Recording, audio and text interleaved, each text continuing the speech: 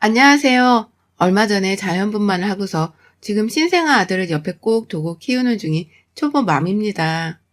몸조리에 각별히 신경을 쓰고 있는데 또 주변에서 절 챙겨준다고 많이들 관심을 가져주고 계신데요. 몸 힘든 줄 알면서도 구태여 침대 위에 자리 잡고 앉아서는 시원하게 이 사연을 써보려 해요. 근래에 고구마 많이 먹고 답답한 일이 있으셨던 분들은 주목해 주시길 바라며 제 사연을 바로 시작해 보겠습니다. 재밌게 읽어주세요. 저는 딸만 셋인 집안의 막내딸이에요. 나이는 올해 31이고요. 언니들은 벌써 30 중반을 다 넘었는데 결혼은 제가 가장 먼저 하고 자식도 제가 가장 먼저 낳게 되었습니다. 현재 첫째 언니가 결혼을 하고 막 임신을 한 상태이고요. 딸들이 다복한 집안에서 컸다 보니까 워낙 어릴 적부터 집이라는 공간은 서로 조잘거리면서 즐거운 대화를 나누는 곳이라 알고 컸어요. 부모님께서도 이런 저희 딸들을 참 예쁘게만 바라봐 주셨고 눈높이에 맞춰서 대화를 자주 해주셨기 때문에 집안 자체의 웃음이 끊이지를 않았었습니다. 제가 다 커서 새로운 가정을 직접 만들어 보고 나니 우리 친정이 얼마나 이상적이고 화목한 가정이었는지를 뼈저리게 느낄 정도였죠. 아무튼 그런 집에서 때묻지 않게 자라왔다 보니 전 다른 집안에 대해서도 그리 큰 경각심이랄 게 없었습니다. 당연히 어느 집을 가더라도 기본적인 대화를 잘 나누면서 서로 웃고 떠들고 하는 화목한 모습을 보일 줄 알았죠. 연애를 3년이나 한 제 남편네도 마찬가지라 생각을 했고요. 남편과 저는 서로 직장에서 만났고 둘 다 사내 연애를 하다가 결혼을 했습니다. 연애하면서 본 남편은 화를 잘 내지도 못하는 순둥이 같은 타입이었고요. 당연히 마찰이 있으면 서로 싸우기도 했지만 늘 필요 이상의 화를 내거나 감정을 자제하지 못하는 모습을 보이지 않았던 탓에 좋은 가정 환경에서 좋은 가정교육을 받고 자랐을 것이라 생각했어요. 이성적으로 사리 판단을 할 줄 아는 남편의 모습을 똑똑하고 긍정적으로 본 것이었죠. 그래서 연애 기간이 길어질수록 결혼을 자연스럽게 생각했고 그러다 30이 되기 전에 식을 올렸습니다. 하지만 결혼을 하자마자 나타난 시어머니라는 복병 때문에 저는 좋아 보이던 남편까지 싸잡아서 쓰레기로 보이는 듯한 착시 현상을 느꼈고요. 남편이랑도 내내 시어머니로 인한 갈등과 마찰 때문에 마음 편할 날이 없었어요. 신혼 초부터 뭘 어떻게 해야 며느리가 이리 스트레스를 받고 부부가 싸움질을 하나 싶으시죠? 지금부터 제가 저희 시어머님께 당했던 일들을 좀 나열해 볼게요. 판단은 여러분들의 몫입니다. 결혼 준비를 하고 신혼집이며 애물예단을 알아보는 그 과정 속에서도 시댁은 멀쩡해 보였어요. 상견례 때 저희 친정아버지가 요즘 집값도 많이 올랐고 애들 월급 사정을 뻔히 하는데 누구 한쪽에만 부담을 주지 말자면서 먼저 나서서는 정확히 반반 결혼을 하자고 말씀을 해주셨거든요. 그래서 딱히 누가 더 돈을 쓰고 말고를 자존심 싸움을 한다거나 시비를 걸지 않았어요. 오히려 정확히 반반이라는 그 목적에 맞게 서로 쓴 돈이나 들어갈 돈에 대해서 완전히 오픈을 해놓고서는 대화를 주고받았죠.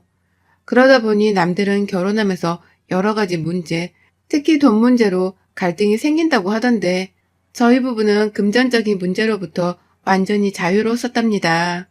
그 점에 대해선 제가 저희 친정아버지한테 내내 감사하다고 생각했었어요. 하지만 결혼을 하고 나서야 시어머니가 갑자기 입을 삐쭉 튀어나온 채로 저희 친정아버지에 대한 불만을 쏟아내시더라고요. 누구한테 더 부담을 주기 싫어서 그리고 서로의 경제적인 여건에 대해서 뻔히 잘 알고 있으니까 공평하게 반반 결혼을 하자고 한 건데 시어머니께서는 그런 저희 아빠를 두고서 이렇게 말씀하셨답니다. 돈 없는데 구두쇠 흉내를 내기는 싫어서 자기 혼자 잘난 척 반반 결혼을 운운했다. 라고 말이죠. 눈 하나 깜빡하지 않고서 시댁에 가 시부모님 앞에 앉아있는 제게 이런 말씀을 하신 거 시작으로 그 후 결혼 생활 내내 저희 가족들을 향한 험담이 계속 되었습니다. 처음 반반 결혼을 운운하며 저희 집안이 더 많은 돈을 들고 시집오지 않았다는 게 마음에 안 드셨던 모양이었습니다. 자꾸만 저희 집을 무슨 돈이 없어 반반 결혼에 환장한 사람들로 보더라고요. 처음엔 친정아버지를 욕하시더니만 나중에는 그 옆에서 동조를 했다며 저희 엄마까지도 이상한 사람으로 만들어버리시더니 급기야 저희 언니들이 저보다 결혼을 늦게 하고 또 아이를 가지지 않고 있는 것에도 문제를 삼기 시작했답니다. 한마디로 주제넘는 소리를 계속 해가면서 저의 성질을 계속 건드리신 것이었죠. 저희 언니들 열심히 일하고 사느라고 결혼이 조금 늦어진 거 저도 인정합니다. 하지만 그게 요즘 머흠인가요? 다들 결혼을 안 하기도 하거나 아이도 안 가지는 걸 추세로 여기는 사람들도 많은데 시어머니는 다른 사람도 아닌 제 가족을 제 눈앞에서 적나라하게 욕보이시더라고요. 급기야 저희 첫째 언니가 지금 변호사인데 시중에 널린 게 변호사라고 밥벌이가 안 되니 능력이 없어 결혼을 못한 게 아니냐는 소리까지 해대면서 그게 웃기다고 깔깔거리셨답니다. 미치고 환장을 노리셨죠. 처음엔 저도 우리 가족들, 특히나 내 앞에서 앞담화식으로 말씀하시는 걸 멈춰달라며 웃음기를 빼고 진지하게 말씀도 드려봤어요.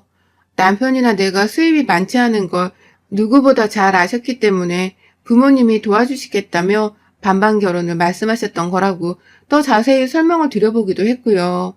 이런 일을 왜 이렇게 애달래듯 설명을 해야 하는지 이해할 수는 없었으나 제가 본 시어머니는 이해력이나 공감 능력이 많이 딸리는 분이셨기 때문에 이해를 하고 말씀을 드렸어요. 하지만 역시나 어머님께서는 본인이 생각하고 싶은 대로만 들으려 하셨답니다.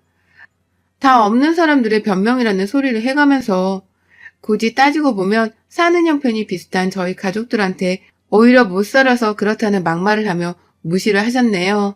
그리고 제가 내 가족 편을 들면서 하지 말라 말씀을 드리기라도 하면 저를 향한 시집살이의 강도를 더욱 세게 높이셨죠. 참 치사해 보이시죠? 이게 바로 제가 옆에서 보고 느낀 저희 시어머니셨습니다. 자식을 낳아준 부모님과 형제 자매 편을 드는 건 당연한 건데 그런 가족들의 욕을 하지 말아달라고 정당하게 요구하고 싫은 티를 내는 저를 향해 시어머니는 오히려 유별나다 욕을 보이셨죠. 유별난 애들은 혼을 내야 말을 알아듣는데 30 넘은 애를 어떻게 혼내야 할지 모르겠다면서 옆집 친구분이랑 제 앞에서 전화로 저를 까내리기도 하셨고요. 친구분이 회초리라도 들라는 말을 농담으로 하면서 막 웃자 진지하게 집안에서 회초리를 찾아다닌 적도 있었답니다. 당연히 남편이 정도껏 하라고 시어머니를 만류해서 어찌저찌 넘어가긴 했으나 제가 그날 시어머니의 그 만행을 보면서 남편한테까지 온 정이 뚝뚝 떨어졌어요. 그냥 괜히 시어머니의 외모를 닮은 남편조차도 소름이 끼쳤거든요. 하지만 누군가를 싫어하고 미워한다고 해서 시어머니의 만행이 그치는 건 아니었습니다. 제가 제 가족 얘기를 싫어하는 티를 내면 낼수록 어머님의 저를 향한 괴롭힘은 더욱 적나라해져갔죠. 워낙 태여가 많이 오가는 화목한 집안에서 자랐다 보니 밥을 먹으면서도 서로의 안부를 묻고 하면서 대화를 나누고 싶었던 것 뿐이었는데요. 이런 저를 향해서 시어머니는 너 우리 밥 다 먹을 때까지 입 열지 마. 너 입 열면 내가 주걱으로 주둥이부터 쳐내릴 거야. 라고 하면서 윽박을 질러가며 저를 혼내킨 적도 있었어요. 뭐 이미 준비되어 있던 밥 중에서 제 밥그릇에는 마지막 남은 누룽지를 긁어다가 담아주신 적도 너무나 흔했고요. 제가 가지나 오이를 잘 못 먹는데 보란듯이 가지볶음에 가지밥 그리고 오이무침을 만들어서는 그 3종 세트를 밥상 위에 올려두신 적도 있었답니다. 제가 미워서 그러셨다는 게 눈에 다 보이던 나머지 저도 속으로 엄청 힘들고 괴로웠어요. 밥 먹다 말고 한숨을 쉬다가 결국 남편이 외식하러 나가자며 저만 쏙 데리고 나가준 덕분에 시댁 안에서 울지는 않았지만 남편 손잡고 나가면서 길 한복판에서 대성통곡을 하기는 했답니다. 그때가 임신 초기였는데 이런 자잘한 시어머니의 괴롭힘 때문에 저 진짜 얘 잃을 뻔도 했어요.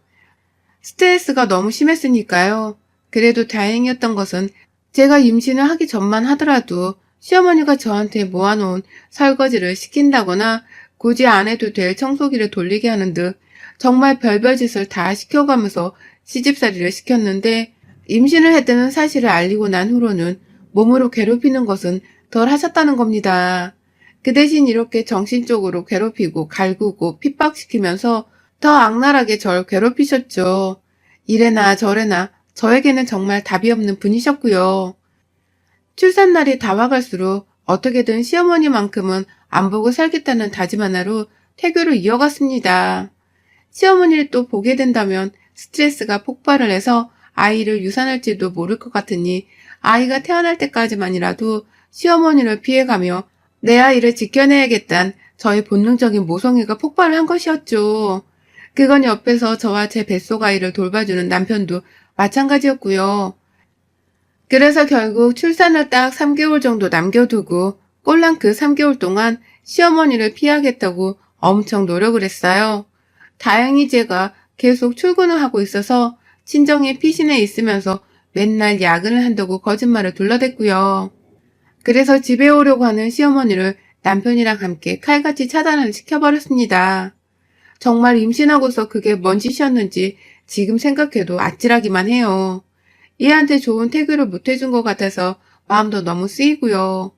그렇게 시어머니 한 사람을 멀리하려는 오만 짓을 다 해가면서 3개월을 버텨냈고 그렇게 친정 식구들의 극진스러운 보호와 대접을 받아가면서 조금이라도 마음을 추스릴 수 있었습니다.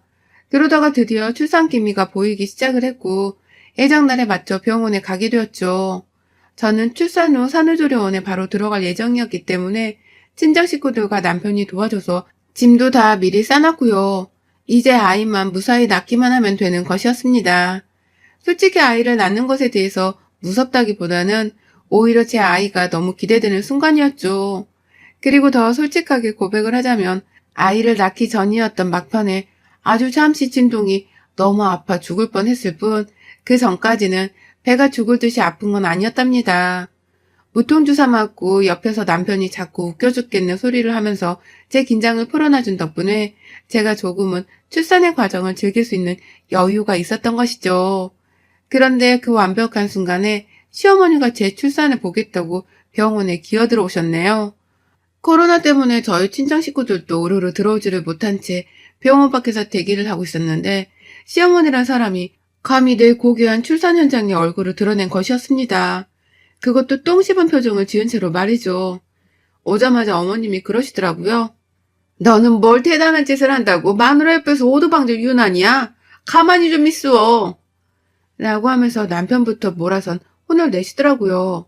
저랑 오랜만에 만나는 건데 본인도 조금은 제가 낯설게 느껴진 건지 눈을 제대로 맞추지도 않더니만 남편한테 가만히 있으라 혼을 낸 다음에야 저한테 그러셨죠. 네 친정 부모님은 이 중대한 순간에 병원 밖에서 뭔 꼴값이시라니. 누가 보면 네가 나라고 하다가 아파 누워있는 줄 알겠다. 라고 말이죠. 남편이 여기까지 와서 말을 왜 그렇게 해? 라며 바로 무안을 주긴 했으나 시어머니는 계속해서 저에게 헛된 소리를 이어가셨답니다. 코로나로 병원 사람들을 배려한 저희 식구들의 사려 깊은 행동을 오히려 안 좋게 바라보는 시어머니의 말씀에 저는 배가 아파오는 와중에도 웃음이 나왔어요. 남편이 웃긴 말을 하지 않았는데도 말이죠. 그러다가 시어머니가 그 한 말씀을 날리시던 순간 저는 지체하지 않고서 배가 아프다는 비명을 지르며 시어머니의 머리끄댕이를 잡아 당겼습니다. 어머님이 그러시더라고요.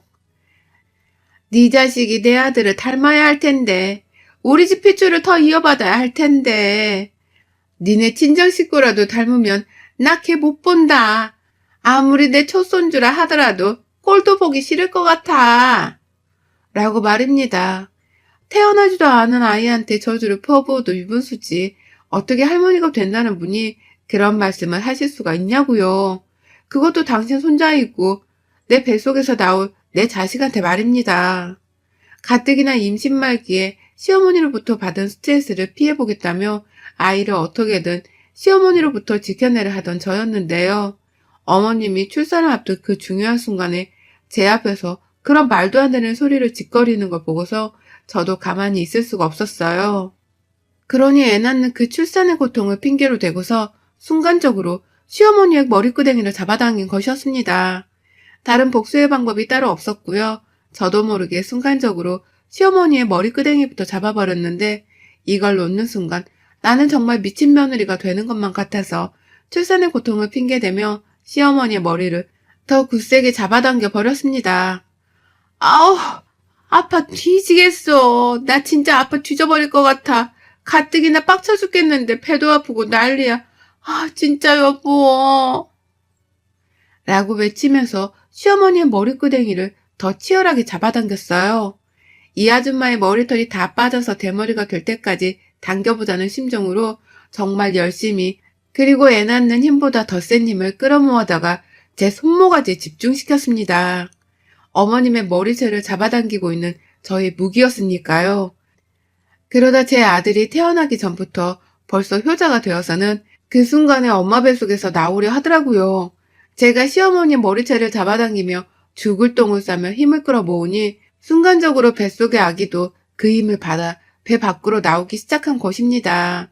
담당 선생님이 막 분주하게 움직이기 시작하고 제가 시어머니의 머리채를 잡아당기는 것에만 시선을 고정하며 소리를 지르는 사이 얼떨결에 시어머니가 분만실까지 따라 들어오게 되셨어요.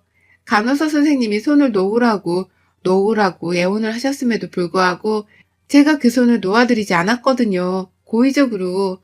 하지만 출산을 핑계 삼아 이성을 놓은 척을 하면서 말이죠. 그러자 누가 봐도 유부녀의 아이 엄마일 것으로 추정이 되는 저희 산부인과 담당 의사쌤이 한마디 하시더라고요. 내버려둬요. 그 손 안 놓을 테니. 자, 같이 분만실로 들어갑시다. 라고 말입니다. 당연히 의사 선생님도 그 전에 제 손을 시어머니로부터 떼어놓으려고 노력을 하긴 하셨지만 선생님이 보셔도 제가 너무 독정스럽게 시어머니의 머리채를 잡고 있는 듯 보였나 보더라고요. 그러니 선생님도 저를 가만히 보시다가 그냥 어머님을 데리고서 분만실 안으로 들어가기로 결정을 하신 겁니다. 그 말 한마디에 다른 간호사쌤들도 순식간에 동의를 하고서는 지체 없이 시어머니랑 저를 같이 분만실 안으로 데려갔어요. 그리고 전 애가 나오는 그 30분가량의 시간 동안 큰 힘을 써야 하는 와중에도 불구하고 시어머니의 머리채를 세게 잡아당겼다가 풀기를 반복하면서 시어머니를 들었다 놨다 했답니다. 조금이라도 어머님이 제 손 안에서 도망칠 작정을 하려고 하면 다시 손을 세게 잡아당기면서 애를 낳는 것보다 시어머니 머리채를 잡아당기는 것에 더 촉각을 곤두세웠어요. 정말 미칠 노릇이었죠. 하지만 전 이런 제가 못나 보이지 않았어요. 아기가 엄마 뱃속으로 나오는 지금 이 순간만이라도 아이한테 좋은 기억을 남겨주고 싶었으니까요.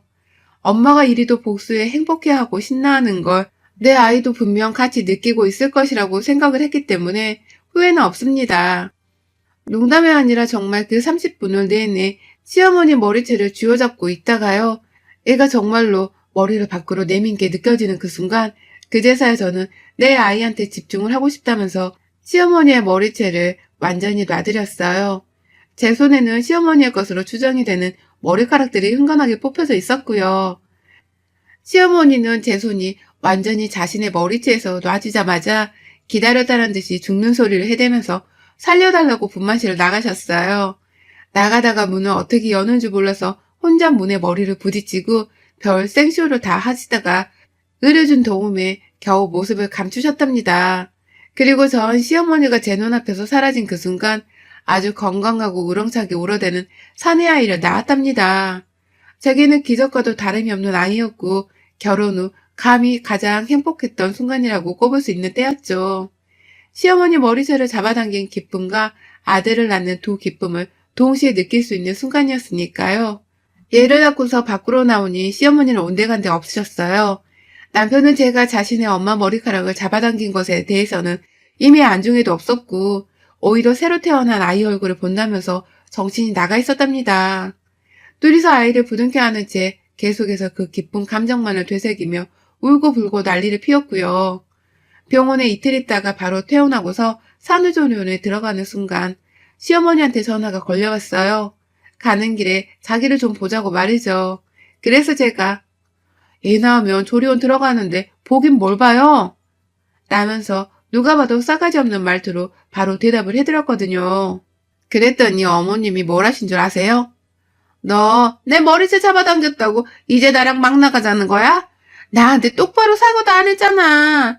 내 머리에 혹이 생길 줄 알았다고. 갑자기 살색 두상이 희물건하게 보이는 구멍 하나가 있는데 이게 다 네가 내 머리채를 뜯어잡아 당겨서 생긴 거잖아. 어쩔 거야. 머리라도 심어줘.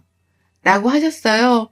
전 그날 정신이 너무 없어서 제가 어머님 머리카락을 잡아당겼다는 것만 알고 있었는데 시어머니의 머리채에 구멍이 났을 줄은 또 생각을 못했습니다. 어쩐지 내 손에 뽑혀진 머리카락이 좀 많긴 많다 싶었는데 그런 일이 있었을 줄이야. 시어머니가 억울해하는 소리를 들으니 제 속이 더 후련해지더라고요. 그간 내 가족들을 뒷담화하고 나 괴롭혔던 것을 생각하면 그 정도 구멍내는 건 뭐 아무것도 아닌 일이었으니까요. 저는 시어머니의 울부짖음에도 절대로 사과를 하지 않았어요. 오히려 시어머니께는 더욱 싹수가 노란 며느리 마냥 말씀을 드렸죠. 아이고, 내 손에 머리카락 몇 개 잡아뜯긴 게 그렇게 억울하고 분해요? 그럼 나는 어떻겠어요? 부모님이랑 내 언니들이 어머님 같은 별 볼 일 없는 사람한테 그리 뒷담화를 시달리며 살았는데 내 기분이 어떻겠냐고요. 억울하면 내 머리채도 한번 잡아보시던가요. 그냥 둘이서 한번 날 잡고 치고받고 싸워보는 건 어때요? 저 아직 분이 안 풀리는데 그냥 우리 날 잡고 한번 싸워요. 어머님이 이기나 내가 이기나 한번 서로 뜯어잡고 치고받고 해보자고요. 라고 하면서 말입니다. 그러니 시어머니는 입에 거품을 물고서 열받는다고 막 소리를 질러대는데 안 봐도 알겠더라고요. 지금 시어머니 속에서 천불이 나고 있을 거란 걸 말입니다. 그리고 전 어머님께 부채질이라도 해주겠다면서 그럼 날 잡아서 저한테 알려주세요. 소나기 힘이라도 기르고 있으려니까. 라고 대답을 드렸답니다. 그리고는 아주 신나게 웃으며 전화를 끊었어요. 아마 시어머니는 그날 스스로 머리채를 잡아당기며 분하다고 노래를 부르셨을 겁니다. 전 내내 신이 나서는 출산 후 몸이 힘든 것까지 싹 다 풀린 기분이었고요.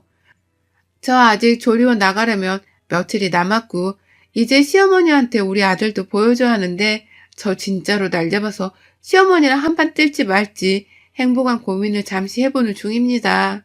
뭐가 되었든 언젠가 또 찾아올 모르는 그날을 위해서 제 아귀 힘은 제대로 키워보려고요. 여러분의 생각은 댓글로 남겨주세요. 오늘도 시청해주셔서 정말 감사합니다.